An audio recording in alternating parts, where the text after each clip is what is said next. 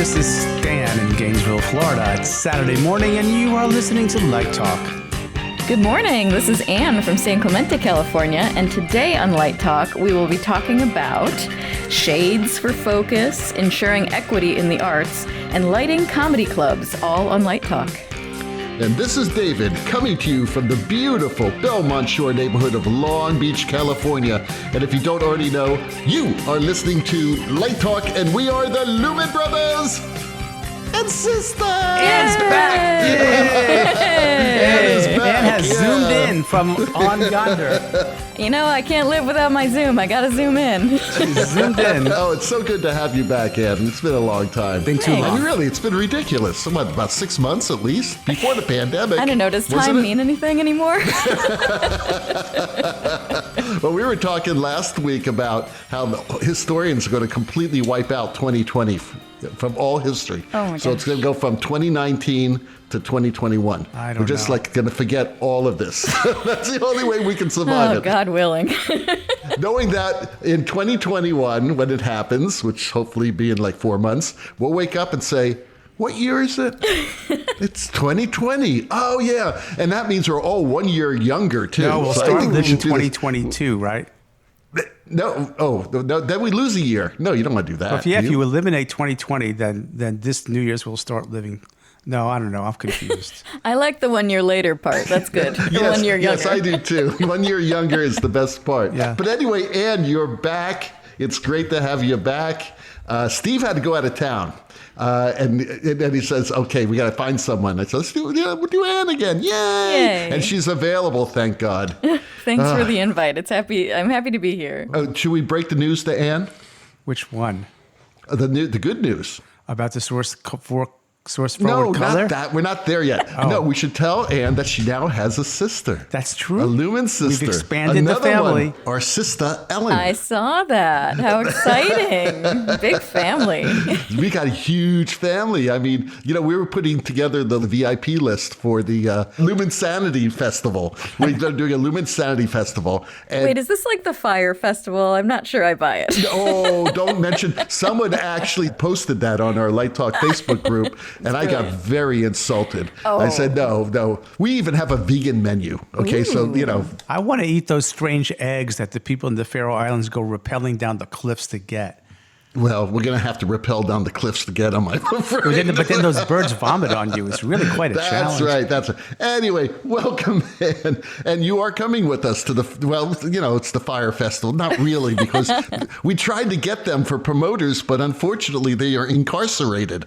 So we can't get them. So we're self-promoting this whole thing. I love it. Along with the Tourist Bureau of the Faroe Islands. But that's a whole nother story. Oh, on with the banter. Let's get the show going. And before we get started, we have news. News. Wow. Not a lot of news, but it's a lot of big news. One big news It would be item. bigger if we could actually use them. ETC. Well, they don't spell so well because this product is missing a letter. That's right. It is. And we're talking about the new Source 4 FWRD What's Color. that? Forward. Source forward. Get it? It's the Source forward instead of the Source 4. This is some new technology they call LED, and they put it in. They actually have different colors, which is kind of cool. And it's low voltage and it lasts forever.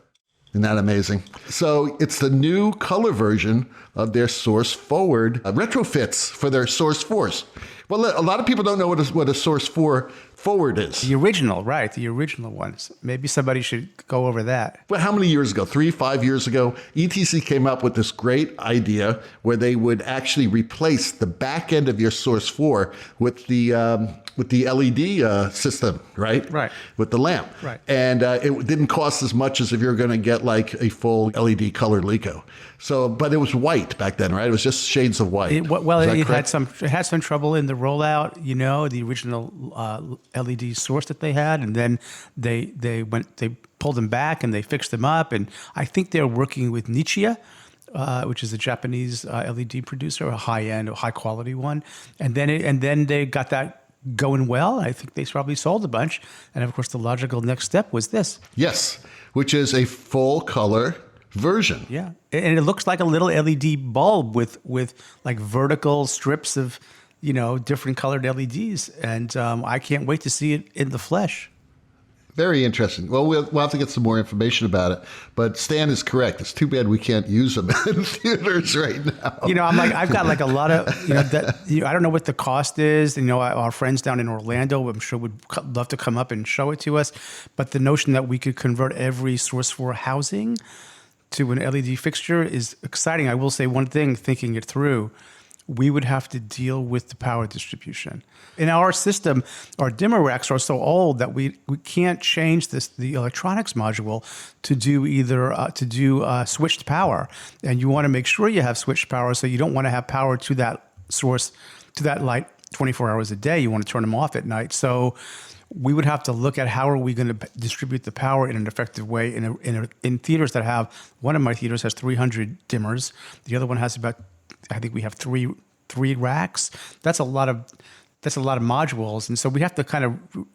I'm sure ETC, maybe they'll have a smart way to do that. But listen, all you have to do, you only need 120, right? So all you need to do is get a lot of extension cords. Yeah, that's the way. And run those cords to people's offices, right? And you just tap into the damn 120. Yeah, we'll just plug them into the walls and tape it in with gaff tape, right? Don't think I've never done that. I'm sorry, Dave. We're out of circuits. There's got to be another circuit somewhere. Right. Come on. Well, I'm sure they're going to have the pass-through power. So it's true. You could probably. How many can you run on 115 amp or 120 amp circuit? So we could probably. That's how we do that now in new facilities. The power distribution is it's such a lighter, so it's so cost effective. But yeah. Anyway, enough about the Source Forward. Stan has our first listener question. From our dear friend, Drew Belinsky, who writes, should I wear sunglasses during focus so I won't damage my eyes? In the 12 years I've been working in this career, I have never worn sunglasses while focusing lights, and I've never been bothered by looking directly into a Source 4 or a Fresnel, etc. However, I've worked with a number of colleagues who do sport the shades. And am I destroying my vision if I continue to practice my sunglass-less methods? Well, this actually popped up on the Facebook group. It was a lot of really interesting information that came up. And one thing that I learned, basically the answer is no, because, the sun is going to hurt you if you stare at it, right? And I told a little story when I was visiting David at the beach in Long Beach years ago. I've never spent much time on a West Coast beach. So as the sun was setting in the west, and I was looking at the ocean on the East Coast. Of course, it's the opposite. You see the sun rise, and the light was glinting off the little crests in the waves on the water. It was so beautiful. It was like a dance. So I was staring at it. And I scorched my retinas. You were hypnotized. I was fascinated. I was studying the light, and so that was not smart. So learn from me. What I'm saying is the sun. Don't look at the light. The sun and concentrated sun that's really freaking dangerous, right? And will damage. But I think in terms of a Source 4, doing any permanent damage, probably not, unless you just really, somebody locks your head in a device and force you to look at it for an hour or two. But the one thing I learned, though, was that somebody actually posted a link to a gaffer's site, which literally had a device specifically made to look into high output light sources like HMIs and metal halide sources, and it's designed for that specific purpose for making sure that you're in the light. But I'm definitely a fan of the shadow method, right? And my post was, the shadow knows where your light is. Just look at your shadow. In terms of organizing it for making sure you're being hit by a hotspot. Somebody said the electrician should be able to do that. You just be the target, and I think that's true. And I think you can glance up into it. I just wouldn't spend a lot of time staring into it. Although some people talked about using welder's glass. There's a whole bunch of methods, and so I would just direct people to go to that thread. It was really quite interesting question that Drew posed. Look, Anne has designed hundreds of shows. She's assisted a lot of really great designers.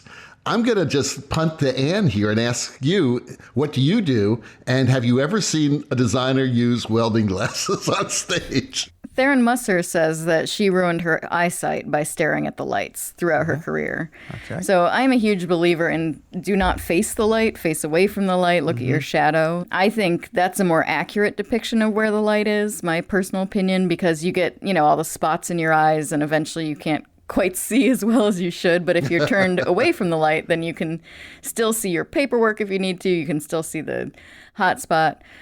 So I do not let my students face the light for that reason. I want them to, if there's any truth in this, I want them to keep their eyesight for as long as possible. And I also don't let them wear sunglasses because I think it looks like you're trying to be too cool for school, to be honest. I'm like, come on, don't do that to yourself. Don't start your career looking like, you're all that. Start or and whatever. end your career. So that's just my opinion. Sorry for those of you who wear sunglasses. The only time I look at the lights is if I'm doing an outdoor venue and I need to see the hot spot because I'm focusing in broad daylight. But in that case, I have seen somebody, I forget who it is, where, there's like a gaffer's glass thing that can go around your neck and you hold it up like a monocle to your eye. Like, who makes that? GAM or City Theatrical? Somebody makes that. That's what the guy posted. It was like it's great. Right. So it's a little expensive, I think, but you can use that. And if you can't afford that, you use, very saturate red, blue, and green gels all held together, and then you look through the gel and you just see the hot spot. So it's very seldom that I do that, but those are some techniques that I use. But yeah, I don't let my students stare at the light, nor do I let them wear sunglasses. Do you know that Gilbert once focused an entire show with no power? Oh, wow. That's impressive. He focused the whole show. And I wasn't there, but one of his other assistants was there and told me the story. It was an outdoor show somewhere. And he basically, all the power went out and they were running out of time. And he asked the assistant, get me a flashlight. So he would point the flashlight at the lens of the Leco, and he could actually see it reflect off the reflector inside the Leco. And he would tell the electricians whether to pan or tilt the light until that lamp was right in the center. That's how he could tell where the hot spot would fall. Even bring in shutters, believe it or not. Wow. He even guesstimate the shutters. Yeah, he did this. That's incredible. So, great story. Yeah. But I agree with Ann. I don't look at the lights. I assisted an amazing guy named Steve Ross. He's a great designer. He lives up in Canada. And Steve would stare into the light. I mean, literally take a pose and look into each light. And I said, Steve, man, you're gonna burn out your eyes. And he never did. That's the amazing thing. That was his style. So some people do that. So I'm not going to criticize that because everybody has their own thing. But I think it's a little dangerous because your retina is going to be so closed. And then if you're going to turn and they're moving like a case behind you, you may run right into that damn fly case. Well, you also don't have to look directly into it to get the information you need. So like when you drive at night in oncoming traffic, you can veer off to the right and your peripheral vision tells you where the oncoming car is. So you can sort of be looking at it, but not directly at it and shift your gaze away. Tom Skelton, I focused for Tom Skelton once. And he focused with his cheek. He would turn his cheek towards the fixture, and he could feel. And back then it's incandescent. He could feel the heat on his face. Okay, I have the next question. Maxine from London asks, when we finally get back to work on productions, how can we make sure that all of the work we spent on gender and BIPOC equity is carried over to being hired on creative teams? Man, what a serious question after the last question. Serious question. After a half hour of hijinks, we finally get serious. It's like, how do I figure out who the mother of this child is before I cut it in half? Oh, man. Yikes. Man, That was dark. Yeah. Yeah, but it's a hard question. It's a very hard question. It's a but Solomon-esque It's very biblical. question. But why are we going biblical now? I mean, are we really at the I'm end just of talking time? about very difficult questions of wisdom that. Wisdom. In other words, Yeah, yes, when we have think that, about don't we? Solomon, we think of Solomon as the very wise king. Well, I have to say, Maxine, this is the most important question of 2020, right? And I would also say that it is one of the silver linings of 2020. I'm a big silver lining person, right? So yes, we're all shut down. Yes, we're all not working. There's all these things that are going on that are very challenging. But what it does allow us to do is to reevaluate our entire industry and come back, like the phoenix, like a better being than we were before. So I think it just takes real, there is no just to this because there's nothing simple, but I think it takes dedication to not forgetting all those life lessons when we come back, not just going back to how it was before. I think we need to open the doors to more BIPOC and gender diverse individuals. Like, let's consider who they are, where they came from.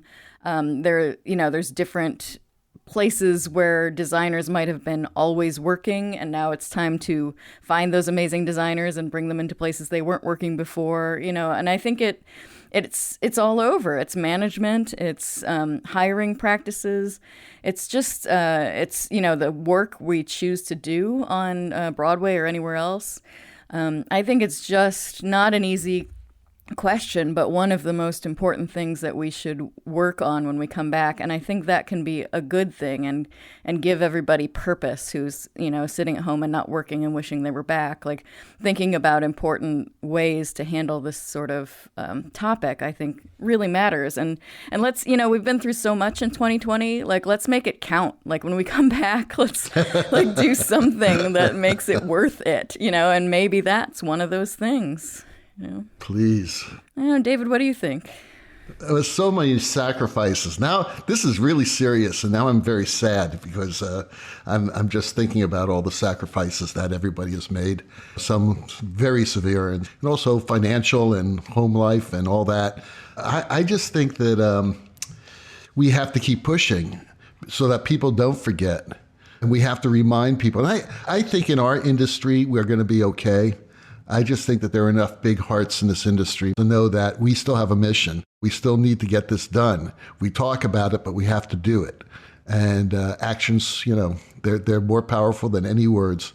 Stan, what do you think? Well, I'm meditating as you're both speaking about in the question, how do we make sure that all the work we spent and even my own education about the issue this year, and I guess I could think of two things. To Anne's point about the silver lining, we're going through a complete curriculum reform at my institution. I mean, everything's out the window. We're just starting from scratch, right? And the reason we can do it is because so often we are building the next plane while the plane is in the air. And the plane's sort of on the ground. So it's in the hangar. So we have the time now. I think that's the silver lining that Anne talks about, that I think we should seize the day. And then I think to David's point, I agree with what David's saying. I think we have to commit to this idea to make sure, as an old hippie, we have to stay activistic in a good way, and not to be presumptuous that we or anybody, frankly, knows the solution. So we should not move too quickly, because that's how we make mistakes, but we should make progress, and we should not let our activism that was ignited again. I felt like this was the summer of '68. Like, we're activated again to be activistic. So keep the activist in us alive, and the activist in us, in each other, alive. And then to really think through, when we talk about systemic change, man, and getting things out by the roots, that's not so easy. And so I think we really want to think through our changes before we just move too quickly if we really want it to last. So the way we make sure is we have I would develop deliberate systems by which we make the changes, and in fact, test the changes slowly, incrementally as we move forward, so we don't have unintended consequences, or we reduce the amount of unintended consequences as we make change. And Stan, I wanted to add to what you just said. We don't have all the answers. I think that's really important to know. We're not going to figure this out. What we need to do is listen. Listen to diverse voices, both in race and multigender.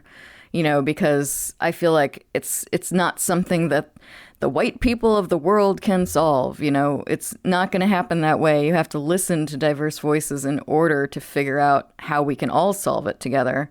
And I think that's half of the problem right there, is that there haven't been voices at the table in the past. That's really true. I'm hoping for a a thoughtful, incremental paradigm shift that started in the late 1950s. It's sort of act two of that paradigm shift. I think also, speaking of a paradigm shift, I think there's an exodus right now. I think there's older designers who have decided it's time to retire. They're getting a taste of what it's like to be at home and relax, and they're like, what, maybe I've done my part, so that's going to open the door for younger designers, hopefully of diverse voices. And then when Broadway comes back, I've talked to a lot of Broadway assistants and associates for various research reasons, and they talk about, it's going to come back and it's going to be overwhelming, because, shows that were existing basically will have to retech and then open, and then shows that were new are already slotted, and then shows that are touring we got to go out and do and retech those too. So it's like things are going to fall on top of each other. So I think that's going to open doors for, again, younger and hopefully more diverse people to come into the industry. So I think it could be a really exciting shift when everything comes roaring back. So you're seeing that the really successful designers will be hiring more people to help them put up the shows in multiple places. Exactly. Yeah, that's going to be interesting to see how many jobs that creates, and what a great opportunity for people. Mm-hmm. This generational shift that you're talking about, Anne, I'm at that age. I'm getting to that age where it's time for me to sort of have a different kind of life. And to all things, turn. And that's the natural progression. And I think there's a thing called grace. And knowing your time to step aside and let the next generation forward is a graceful thing to do and a beautiful thing to do. And hanging on too tight, we're creative people. I'll find stuff to do. You will, we're going to keep engaged in arts.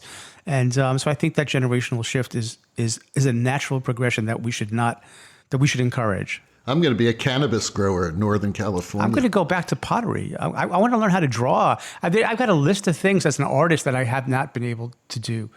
And no, seriously, I'm not going to stop until directors stop calling me. Because I can't say no.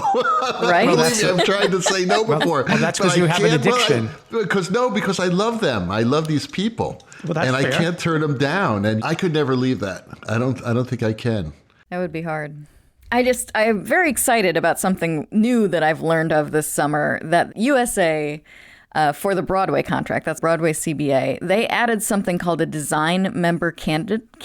Have you heard of this? No, but it sounds like an intern. This is really exciting. Yeah, because, you can't intern on Broadway. Even the assistant 2 position is getting questionable now. And so designers were getting in trouble for having people do too much work, but it's hard to be exposed to Broadway unless you're union, and you can't be on Broadway until you're union, right?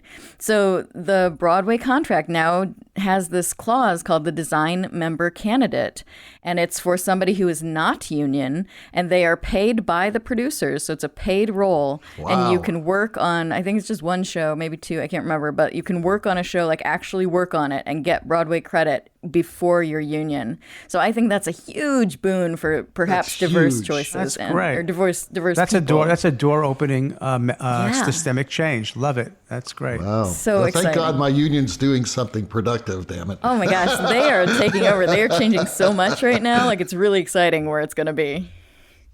Cyrus from Chicago writes, why is it that production manager... Wait a second. This question is great. This may be the best question ever submitted to Light Talk Central. And it just hits it right on the head. Cyrus from Chicago writes, why is it that production managers schedule lighting and sound level setting rehearsals at the same time? I find it extremely annoying listening to loud white noise while I am lighting at the table. This is not helping me create. What can I do? I can't do it. I cannot do it at all. But it still happens. It still happens to me. It's crazy. I mean, it's like, guys, really? I don't know like why pink they noise do it. better than white noise, but I hate when they're doing the drum test. That's the one that gets me. Well, at least they say, loud coming, whatever they scream out, something's going to happen, and you can kind of prepare for it. No, but it just breaks your whole zen with lighting. Yeah. This may be the only time you have.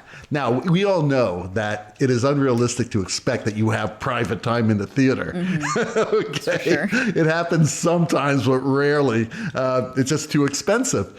So we work over things. We work over sound. We work over rehearsals. They got to keep it safe on stage, all that stuff. We work on lighting whenever we can work on lighting until they say it's too dangerous and you don't do it. But sound, when you have like sound levels happening, sometimes it's so loud I can't even think. And I come from rock and roll bands. I still play rock and roll.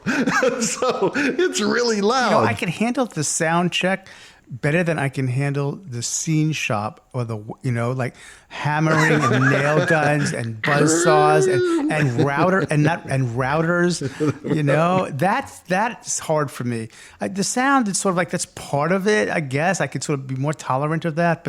But to be in construction while I'm trying to write cues, that's sort of funny. I don't even think. Well, he does mention sound level settings. I instantly think of.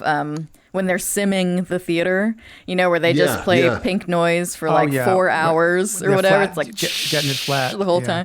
That's a lot.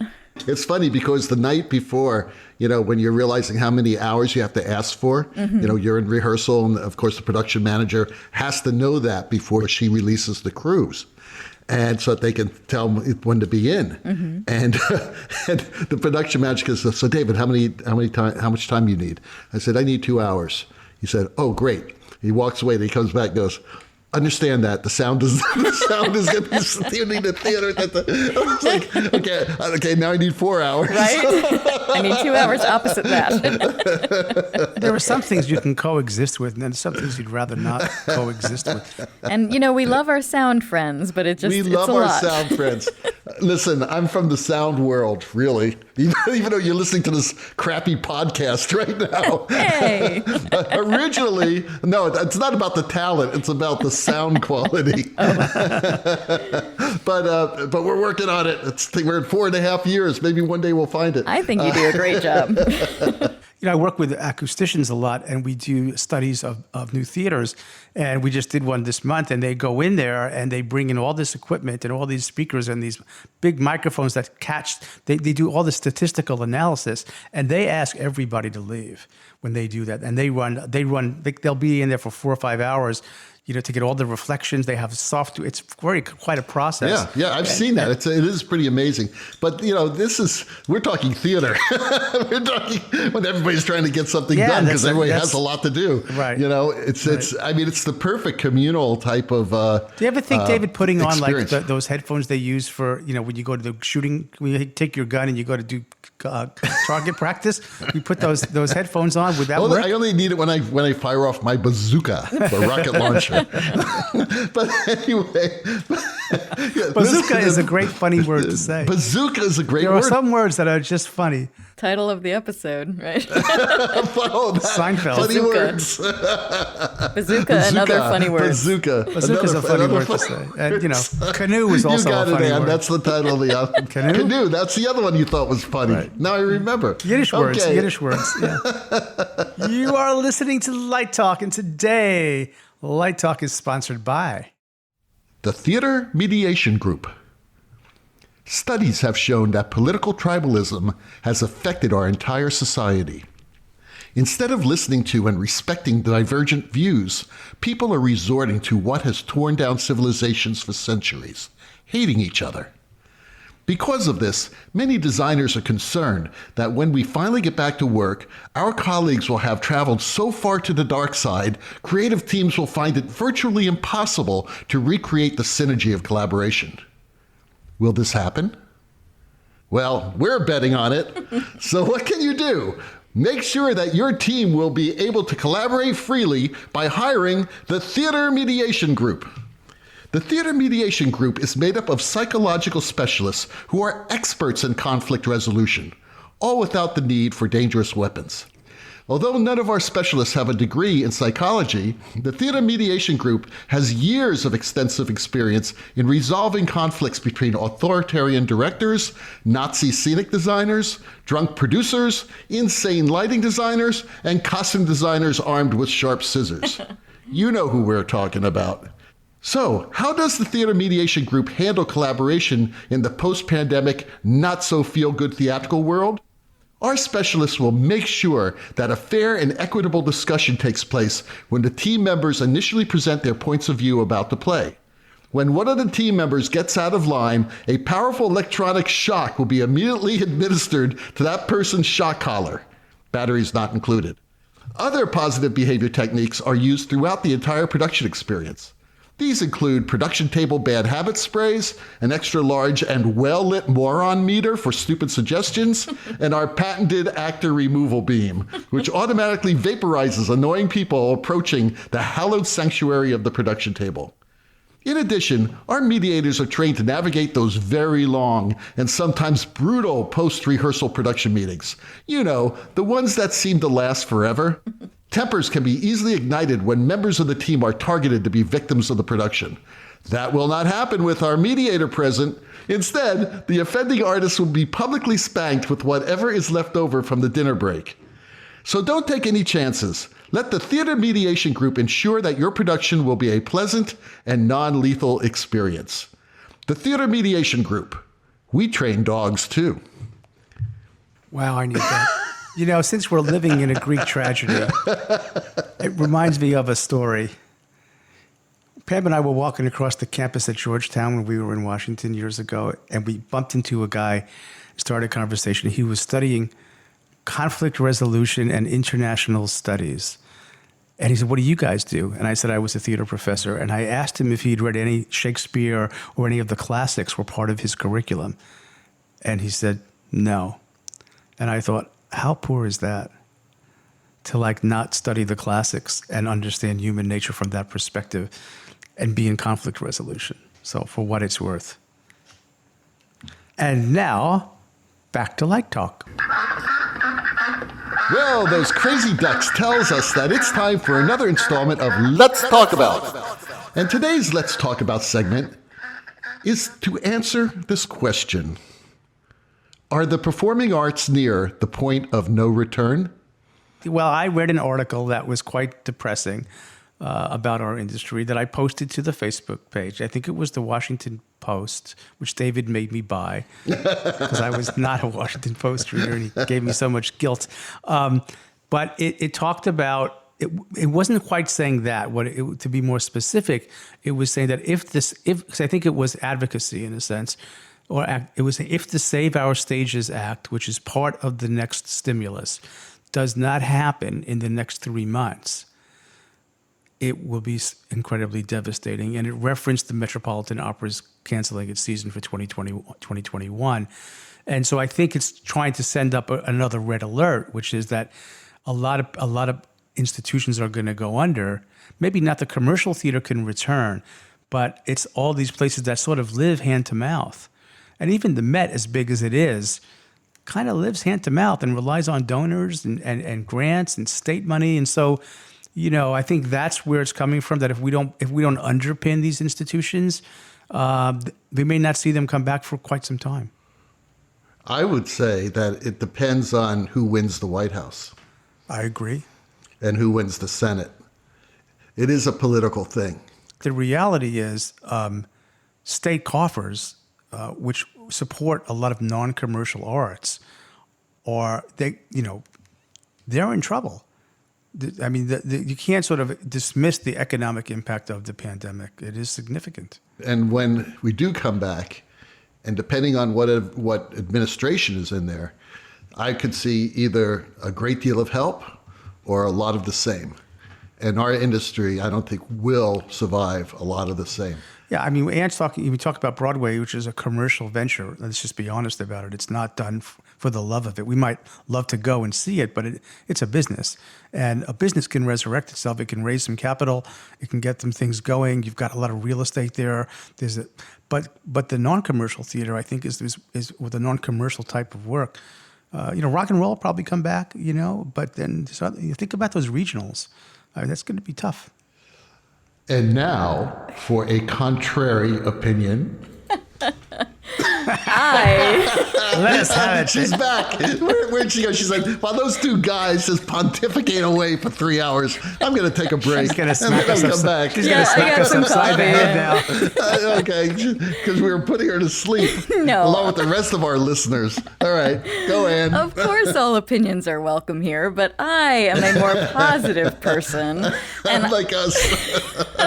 Doom and gloom. No doom, no doom. We are coming back. Are you kidding me? Like, are we going to go recycle all the moving lights in the world today? Like, are we really done? Who was it that said theater's been dying since it began or whatever? right. Since the Greeks. I mean, we made it through the last plague. We made it through the Black Death. We made it through, the 1912 fever. Like, we made it through all of this stuff. So, yes, it's hard now, but it is coming back. I mean... Okay, I'm persuaded. Ann is right. I am too. Ann is correct. I'm just going to cut the rest of that crap out of the show and go right to Ann's comment. I mean, we've already, we opened Sleepless in London. Like, Billington lit that already. Six has an engagement in November, a limited engagement in November. Music Man on Broadway's already hung up its banner. Like it's coming back, people. We just need to hang on. So I've got, all these faculty members telling me like Zoom is the only performance art that's going to continue. And I'm like, come on, like Zoom performances? Then I quit. Yeah, then I quit too, for sure. But then I become that cannabis grower up north. I think Ann's and right. you're welcome to come with me, Ann. You come with and we'll go some great pot up there. I'm usually, David tells me I'm too much of an optimist, and I tell him he's too much of a dark one. So I just posted the article because I thought, could it be? Are we at the brink? But I think if what we do need support. I'm not saying it's not going to be hard, but it is coming back. Like, can you imagine recycling all the moving lights today? Like, $1 billion No, we're gonna industry. hang them up inside my studio here at the house. Everybody, a moving light in every home, a chicken in every pot, a moving light in every kitchen. So that's my 2 cents. We're coming back. We're coming back strong. When we come back, we're gonna kill it. It's gonna be amazing, and I cannot wait. This is your title, David. A moving light in every pot. I got 2 titles now. Man, what are we going to do? I got a longer, I don't know. Or, okay. So Ann has our last question of the day. Okay. So speaking of positive thoughts, Kathy. Yes. Kathy in Charleston writes, my friends and I are opening an online comedy club. We have a small storefront and plan on having a live audience someday. What are the design challenges of a comedy club versus theater? See, Kathy's a positive thinker. She just opened a comedy club. That's amazing. Good for her. She's definitely got to be an optimist. She's a comedian. I'll be there. Right? My ex-wife is a comedian, by the way. Oh, look at that. So, Kathy, I'm going to have her get in contact with you, I'm sure. She can use the job. Well, David, you should answer because I haven't worked in a comedy club. I've been to comedy clubs. I've never done one. designed one, but it's like it's like a nightclub with you don't need a lot of great lighting in it. I mean, it's a stage, right? It's usually a stage, and it just depends on what they're doing or what you want to do with your club. If you want to have it flexible enough for small combos, for multiple people on stage, things like that. And obviously you would be able to assess the needs because you are the owner, right? You're opening it, so you already know what the needs are going to be and design for that. There's some great LED bars you can get. Again, the key is to keep good skin tones because that's what we're looking at. We're looking at people's skin the whole night. And, nice background. Make it bright. It's comedy. It needs to be. Yes, you don't want to hire an opera designer to do this. It's not you dark. Hire me. It's bright and cheery. So anyway, that's funny, Stan. But anyway, get a nice background and people, so people look good because it's usually just one person and an MC. And also make sure you have nice light for the audience. Usually something very unobtrusive, nothing that's going to be lighting them in the eyes. Maybe just a straight down light over each table, and then have a nice little battery-powered LED fake flicker candle light on the table, some sort of a lamp there to motivate that, just to give a nice warm glow to the audience. Because you need the lights on at all times because people are going to be serving drinks, all that stuff. Hopefully you'll be serving a lot of drinks and make a ton of money. Can watch a lot of Mrs. Maisel, right? There's a lot of them in there. Oh, that's Mrs. Maisel. wonderful. Oh, man. What a But that's during the wonderful show. 50s. Yeah, right? but That's see what all other in the people 50s. did. But the lighting's Yeah. modern. Yes, unfortunately, the lighting is modern. I mean, Lenny Bruce is doing a gig like in 1950 something, and there's With a Source 4. There's a Source 4 in the club. I was like, oh my God. Only geeks like us would care I about that. know, but I notice every time.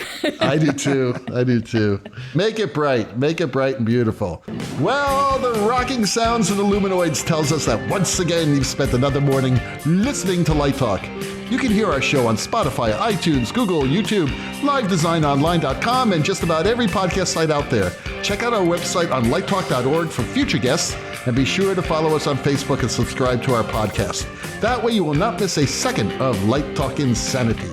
No guarantee is offered regarding the accuracy of the statements or opinions made on this podcast. However, If you decide to litigate us, the law firm of the Flecht, the Flocked, the Flare and the Glare, and the paralegal Snoot will defend us. Will defend us until our retirement funds are depleted. Light Talk is written and produced by the amazing Lumen Brothers and also the sister. Who is really amazing too, actually. Thanks. Coming to you from Long Beach, Gainesville, and San Clemente, California. And be sure to join us next week when we talk about more happenings in our crazy industry. All of that stuff and a new sponsor. Light Talk, broadcasting questionable Lumen knowledge and humor around the world. So we'll see you all next Saturday morning. Bye-bye from Light Talk. Thanks, Bye-bye. Ann. Bye, everybody.